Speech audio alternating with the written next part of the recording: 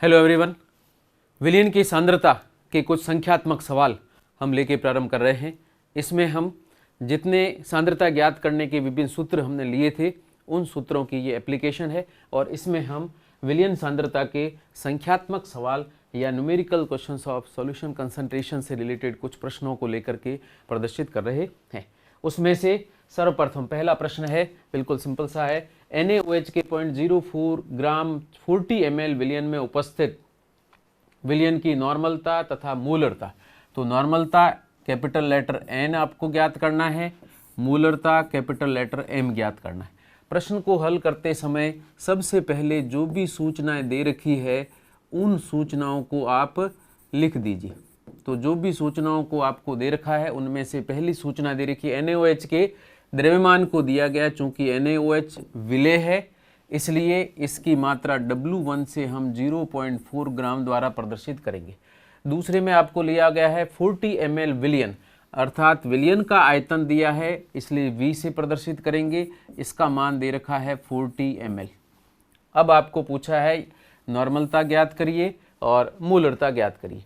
नॉर्मलता और मूलरता के लिए हमने जो संबंध प्रदर्शित किया था उसमें नॉर्मलता होती है ग्राम में विलेय का द्रव्यमान बटा विलेय का तुल्यांकी द्रव्यमान इंटू 1000 डिवाइडेड बाय विलयन का मिलीलीटर के अंदर या सेंटीमीटर क्यूब के अंदर या cm क्यूब के रूप में इसकी वॉल्यूम को प्रदर्शित किया जाता है।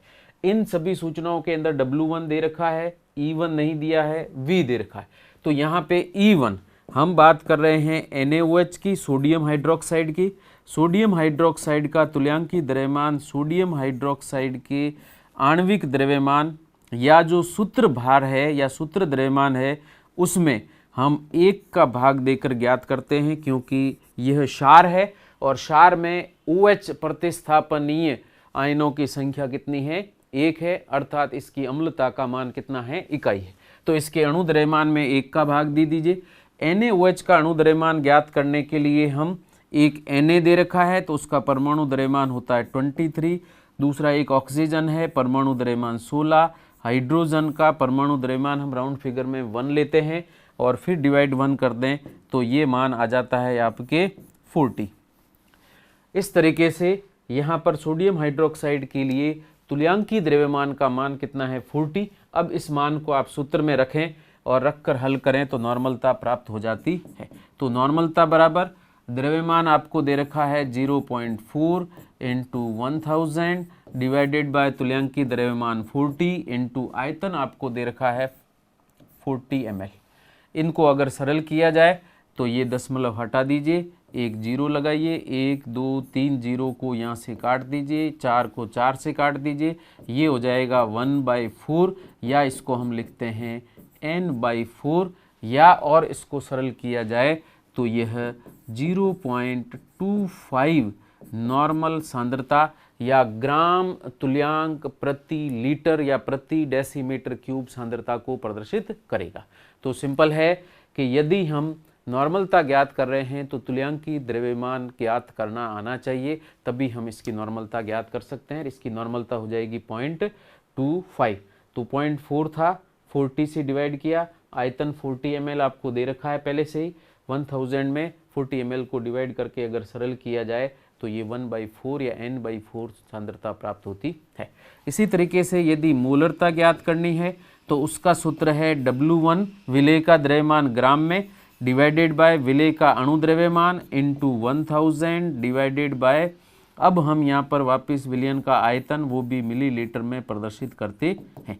अब यदि आप देखें तो यहाँ पर हमने प्रदर्शित किया था कि चूंकि सोडियम हाइड्रोक्साइड की एसिडिटी या अम्लता का मान इकाई है तो तुल्यांकी द्रव्यमान और अणु द्रव्यमान बराबर होगा। ऐसी स्थिति में M1 की जगह भी हम सेम 40 रखेंगे, W1 भी वही है, V भी वही है, और अगर मान सभी समान है तो इसकी सांद्रता M/4 के रूप में या 0.25 m या मूल प्रति डेसीमीटर क्यूब के रूप में प्रदर्शित करते हैं।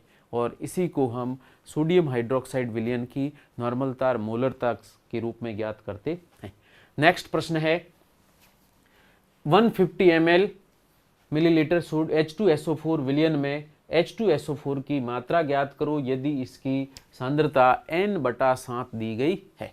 तो सर्वप्रथम हमें H2SO4 की मात्रा अर्थात विलयन के अंदर H2SO4 क्या है, विलेय है।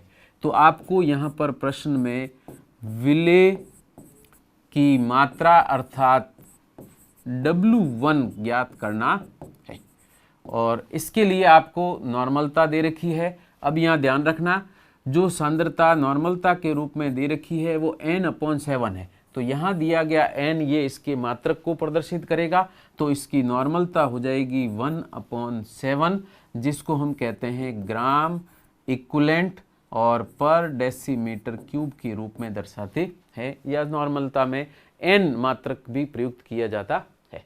इसके अलावा अब आपको W1 ज्ञात करना है। N दे रखा है, एक और मान दे रखा है 150 ml H2SO4 और ये क्या है, विलयन दे रखा है।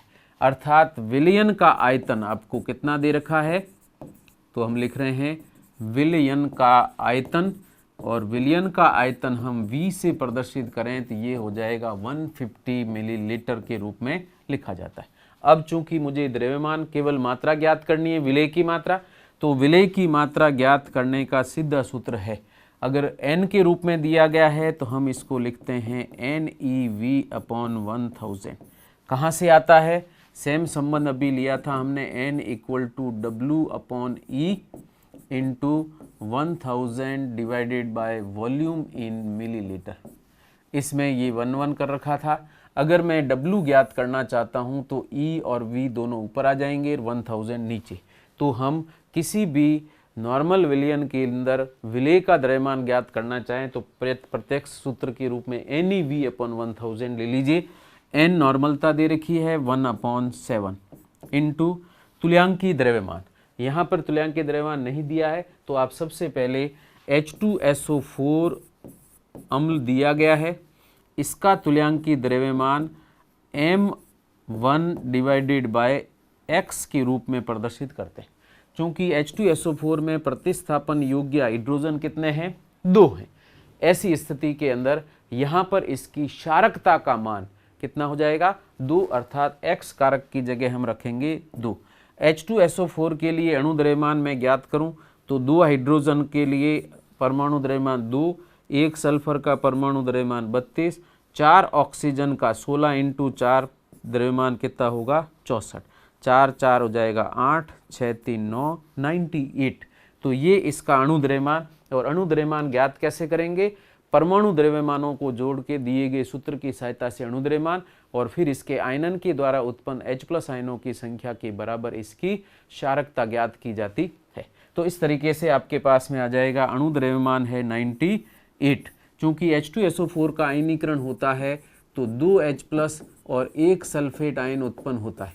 ऐसी स्थिति के अंदर इसकी क्षारकता यदि प्रदर्शित की जाए तो कितनी होगी, 2, और इसके अगर डिवाइडेशन कर दिया जाए तो हम उत्तर के रूप में प्राप्त करेंगे 49, और ये इसका तुल्यांकी द्रव्यमान है। तो H2SO4 का E तुल्यांकी द्रव्यमान रख दीजिए 49, आयतन आपको दे रखा है 150, और उसके बाद में डिवाइड कर दीजिए किससे, 1000 से।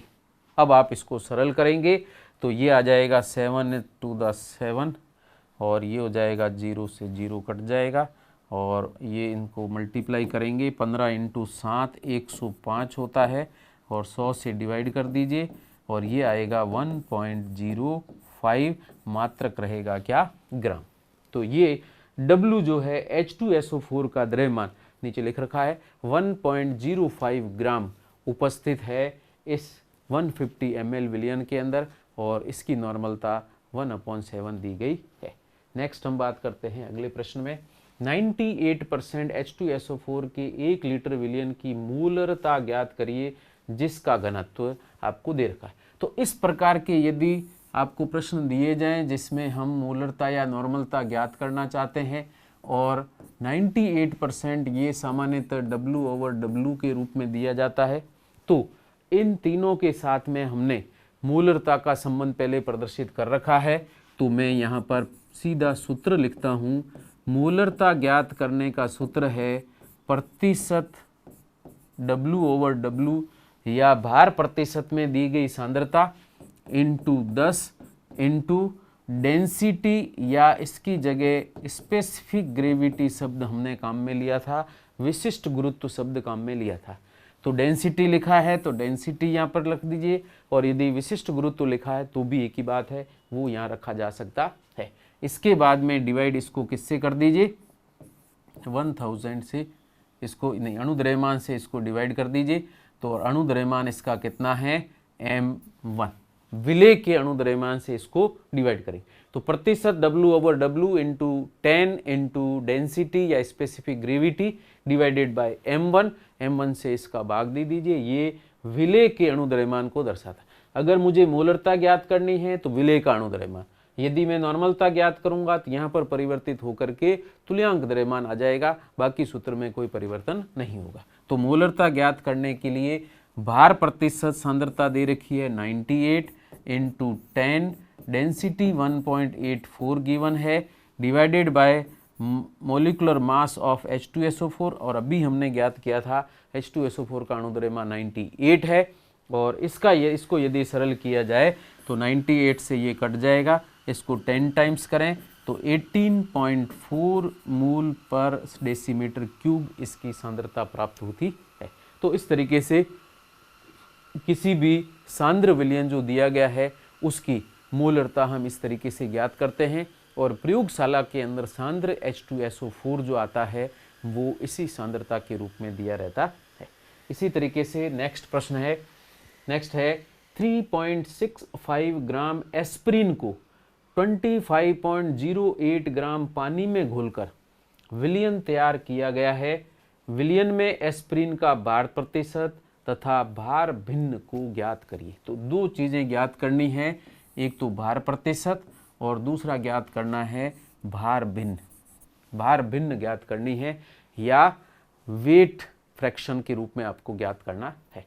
तो सर्वप्रथम भार प्रतिशत का सूत्र मैं यहाँ पे लिखता हूँ, या द्रव्यमान प्रतिशत यदि सूत्र के रूप में लिखना हो तो सीधा तरीका क्या है, ऊपर आ जाएगा विलेय का द्रव्यमान, विलेय का द्रव्यमान, और डिवाइड कर देंगे हम विलयन का द्रव्यमान, और मल्टीप्लाई करेंगे, प्रतिशत में निकालना है तो 100 से, ppm में निकालना हो तो 10⁶ से, ppb निकालना हो तो 10⁹ से। तो यहाँ पर विलेय का द्रव्यमान और विलयन का द्रव्यमानों का अनुपात करके 100 से मल्टीप्लाई करके भार प्रतिशत सांद्रता ज्ञात करते हैं। तो इसको हल करने का तरीका क्या रहेगा, सवाल में दी गई सूचनाओं में एस्प्रिन अर्थात विलेय का द्रव्यमान दे रखा है, तो विलेय का द्रव्यमान अर्थात W1 आपको दे रखा है, ये है 3.65 ग्राम। इसके अलावा एस्प्रिन के को 25.08 ग्राम जल में घोल रहे हैं, अर्थात विलायक दे रखा है, विलयन नहीं है, ये जरूर ध्यान रखना। ये आपको विलायक का द्रव्यमान दिया हुआ है, तो W2 हो जाएगा यहाँ पर 25.08 ग्राम। W1 है, W2 है, यहाँ पर हमें चाहिए W1 विलेय का द्रव्यमान दिया गया, विलयन का द्रव्यमान चाहिए, जबकि हमें विलयन का द्रव्यमान नहीं दिया, विलेय और विलायक का द्रव्यमान दिया। तो विलयन का द्रव्यमान विलेय और विलायक के द्रव्यमान के योग के बराबर होगा, और 3.65 को हम जोड़ देते हैं 25.08 से, और ये आ जाएगा आपके पास में 3, 7, 8 एंड 2। एक बार वापस देख लीजिए, 13, 1, 6, 7 हो जाएगा, 5, 3, 8 हो जाएगा, और 2 का 2, 28.73 ग्राम विलयन का द्रव्यमान आपके पास प्राप्त हो जाएगा। सूत्र में मान रख दीजिए, ये आ जाएगा आपके विलेय का द्रव्यमान है 3.65, विलयन का द्रव्यमान है 28.73, मल्टीप्लाई कर दीजिए किससे, 100 से, और इसको यदि सरल किया जाए तो ये सांद्रता आपकी 12.7% आती है। मैं इसको आपको कैलकुलेट करके भी बता देता हूँ। ये है 3.65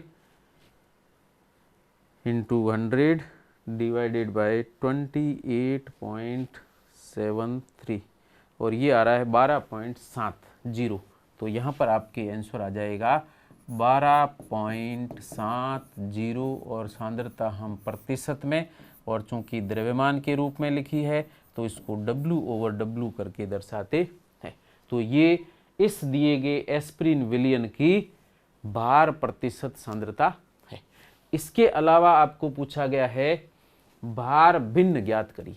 भार भिन्न ज्ञात करने का तरीका क्या है, तो वो प्रक्रिया हम पहले ले चुके हैं। यदि हम भार भिन्न ज्ञात करना चाहते हैं तो भार भिन्न ज्ञात करने का सूत्र है किसी एक घटक की भार भिन्न की संख्या हम ज्ञात करें तो यह उस घटक के द्रव्यमान तथा विलयन में जितने घटक हैं उन घटकों के द्रव्यमानों का योग करके भाग दे दीजिए। यही अनुपात भार भिन्न प्रदर्शित करता है। तो यहाँ पे W1/W1 प्लस W2 और इस तरीके से W1 यहाँ पर दिया हुआ था 3.65 डिवाइडेड बाय, मान आप एक बार वापस देख लीजिए 3.65 और विलयन का द्रव्यमान है 28.73। तो ये हो जाएगा डिवाइडेड बाय 28.73 और इन दोनों का जो अनुपात आएगा वह किसकी मोल भिन्न को प्रदर्शित करेगा।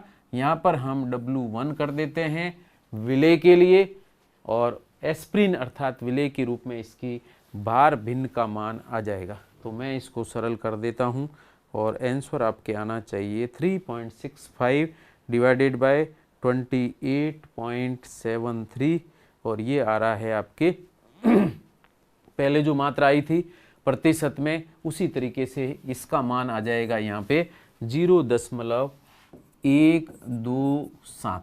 ये इसकी भार प्रतिशत सांद्रता है। और इसी तरीके से यदि मुझे सेकंड भार प्रतिशत सांद्रता ज्ञात करनी है W2 की तो हम इसे 1 - XW1 से घटा देंगे तो दूसरे घटक अर्थात विलायक की भार प्रतिशत सांद्रता तो 1 या भार प्रतिशत या भार भिन्न का मान आ जाएगा 1 माइनस ये हो जाएगा 0.127 और इसको घटा करके प्रदर्शित कर देंगे सेकंड की मोल भिन्न और इसमें से इसको घटा दिया जाए तो ये हो जाएगा 379.0 तो ये हो जाएगा 8 आएगा। ठीक है, तो ये हो जाएगा आपके 730। ठीक है, तो ये आएगा आपके 0.873 ये इसकी भार भिन्न को प्रदर्शित करेगा। तो एक की भार भिन्न आ गई हो तो दूसरे की भार भिन्न एक में से घटाकर ज्ञात कर सकते हैं या आप सीधा ही इसको भी लेकर प्रदर्शित कर सकते हैं जिसमें W1 डिवाइडेड बाय 28.73 होगा तब भी उत्तर वही आता है। तो इस तरीके से दिए गए प्रश्नों को हम हल कर सकते हैं। और अब हम नेक्स्ट प्रश्न ले रहे हैं और इसमें एक सूचना दे रखी है। ये कई बार प्रश्न पूछा गया है कि डीमल सांद्रता इकाई क्या है। तो आपको ध्यान रखना है डीमल वास्तव में सामान्य सांद्रता इकाई में जो मोलरता हम काम में लेते हैं अगर उसी मोलरता को लिया जाए लेकिन उस समय विलयन का जो ताप है वो 0 डिग्री सेंटीग्रेड हो तो 0 डिग्री सेंटीग्रेड पर विलायक में उपस्थित विलय के मूलों की संख्या को डीमल सांद्रता कहते हैं। अर्थात मोलरता ही है, मोलरता हम सामान्य ताप पर प्रदर्शित कर रहे हैं लेकिन यही ताप घटा करके 0 डिग्री सेंटीग्रेड कर दिया जाए तो 0 डिग्री सेंटीग्रेड पर विलयन की जो मोलरता में सांद्रता है उसी को डीमल सांद्रता कहा जाता है। तो सिंपल है, डीमल कैपिटल डी से प्रदर्शित करेंगे। यह विलयन सांद्रता की एक इकाई है जो 0 डिग्री सेंटीग्रेड पर विलयन की मोलर सांद्रता के बराबर होती है। 0 डिग्री सेंटीग्रेड का अर्थ है 0 डिग्री सेंटीग्रेड का अर्थ है कि यह 273.15 केल्विन के बराबर या 273 केल्विन के बराबर मानते हैं। तो इस ताप पर विलयन की मोलर सांद्रता ही डीमल सांद्रता कहलाती है। तो डीमल वास्तव में सांद्रता इकाई है। अब इसी को परिभाषित किया जाए तो यहाँ परिभाषित किया गया है 0 डिग्री सेंटीग्रेड पर विलयन के 1 डेसीमीटर क्यूब या 1 लीटर विलयन, यहाँ पर 1 डेसीमीटर क्यूब है इनवर्स नहीं, तो 1 डेसीमीटर क्यूब या 1 लीटर में उपस्थित विलय के मूल हमेशा 1D सांद्रता को प्रदर्शित करते हैं। जितने मोल 1 लीटर या 1 डेसीमीटर क्यूब में उपस्थित है वही विलयन की सांद्रता 1D के बराबर प्रदर्शित की जाती है। तो एक सिंपल सा पॉइंट आपको ध्यान रखना है, डीमल सांद्रता मोलरता 0 डिग्री सेंटीग्रेड पर जो ही है उसी के लिए प्रदर्शित किया जाता है। नेक्स्ट हम एक और प्रश्न ले रहे हैं, ये है 7 ग्राम नाइट्रोजन और 8 ग्राम ऑक्सीजन के मिश्रण में ऑक्सीजन का मूल प्रभाज कितना है। एक चीज़ यहाँ पर ध्यान रखना, ये जो प्रतीक लिखा है वो उसको हम लिखते हैं, जो भी मात्रा है उसको गैप दे करके जी लिखना है, सीधा नहीं लिखा जाता है, ठीक है। तो यहाँ पर जी मात्रक प्रदर्शित कब करना है, जो भी अंक दे रखे हैं उसमें 1 डेसी या गैप छोड़ करके फिर जी लिखें। सही तरीके से एसआई कन्वेंशन में लिखने के लिए यही तरीका काम में लिया जाता है। तो 7 ग्राम नाइट्रोजन और 8 ग्राम ऑक्सीजन के मिश्रण में ऑक्सीजन का मूल प्रभाज या मूल फ्रैक्शन कितना है वो आपको ज्ञात करना है।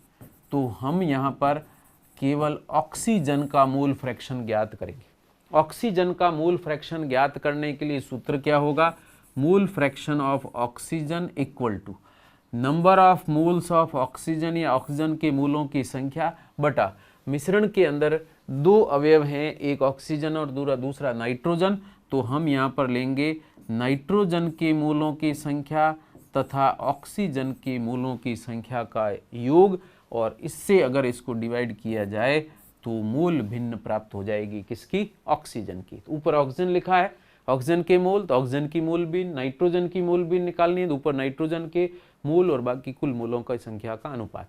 अब यहाँ पर प्रश्न में द्रव्यमान दे रखा है, मूल की संख्या प्रत्यक्ष नहीं दी है, तो हम क्या करेंगे, नंबर ऑफ मोल्स अगर आपको ज्ञात करने हैं तो उसका सूत्र है W1/m1, द्रव्यमान ग्राम में बटा अणुद्रव्यमान। यहाँ पर आपको ध्यान रखना है, दिया गया द्रव्यमान ग्राम में होना चाहिए, किसी अन्य मात्रक में है तो ग्राम में बदल करके ही हम अणुद्रव्यमान का भाग देते हैं, क्योंकि यहाँ पर जो n लिखा गया है ये मूलों की संख्या है और इसके लिए वास्तव में सही शब्द काम में लेते हैं, ग्राम मूल कहा जाता है, ठीक है। तो ग्राम में जो द्रव्यमान दे रखा उसी में अणुद्रव्यमान का भाग देकर ज्ञात करते हैं। ऑक्सीजन के लिए द्रव्यमान आपको दे रखा है 8 और ऑक्सीजन का अणुद्रव्यमान, ऑक्सीजन के एक अणु में 2 परमाणु हैं तो एक परमाणु का द्रव्यमान 16, तो 2 का हो जाएगा कितना, 32, और यह अनुपात आ जाएगा 1/4 या इसको हम लिखेंगे 0.25। इसी तरीके से नाइट्रोजन के मोलों की संख्या ज्ञात करनी हो तो नाइट्रोजन का द्रव्यमान दे रखा है 7 ग्राम डिवाइडेड बाय नाइट्रोजन का अणुद्रव्यमान, नाइट्रोजन का परमाणु द्रव्यमान होता है 14, तो इसका अणुद्रव्यमान, इसकी परमाणुकता 2 है तो अणुद्रव्यमान हो जाएगा 14, ठीक है। तो 7 × 2 14, और इसको सॉल्व करेंगे तो ये आएगा 1/2 या हम इसको लिखते हैं 0.50। ये इसके मूलों की संख्या और ऑक्सीजन के मूलों की संख्या 0.25 है। यहाँ पर हम ऑक्सीजन की मूल भिन्न ज्ञात करना चाह रहे हैं, ऑक्सीजन के मूलों की संख्या को ऊपर रख दीजिए और कुल मूलों की संख्या में नाइट्रोजन के मूल आपको दे रखे हैं 0.50 प्लस ऑक्सीजन के मूल दे रखे हैं 0.25, और इसको यदि सॉल्व किया जाए तो यहाँ पर क्या प्राप्त होगा, हल करें, ऊपर आ जाएगा 0.25, मैं दोबारा लिख रहा हूँ, इन दोनों को जोड़ें तो ये हो जाएगा 0.75। अब आप दशमलव हटा सकते हैं, दशमलव हटाने के बाद में 25 से इसको डिवाइड कर दीजिए, 1/3 आ जाएगा, या फिर हम इसको लिख सकते हैं 0.333।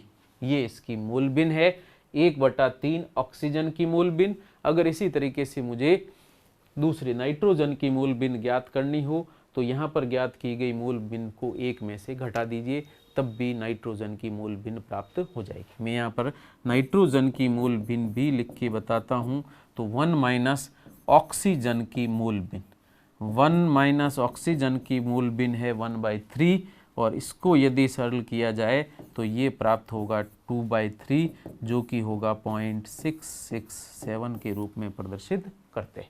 और यहाँ पर भी 3 रिपीट हो रहा है तो इसके ऊपर बार लगा के प्रदर्शित कर दीजिए, 3 लगातार रिपीट होता जाएगा। यहाँ पर 7 रिपीट नहीं हो रहा है, यहाँ पर आपको 6 लिख करके बार लगाना है या 667 करके हम 3 डिजिट में प्रदर्शित कर सकते हैं।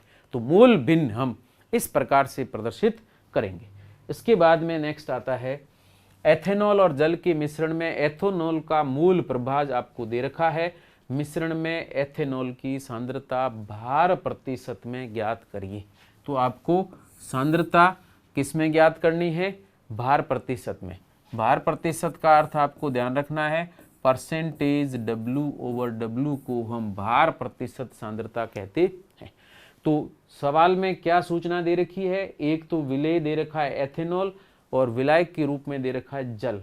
दोनों के मिश्रण में एथेनॉल की मूल भिन्न। तो मैं यहाँ पर एथेनॉल की मूल भिन्न को ET के रूप में प्रदर्शित कर रहा हूँ। एथेनॉल की मूल भिन्न दे रखी है 0.25।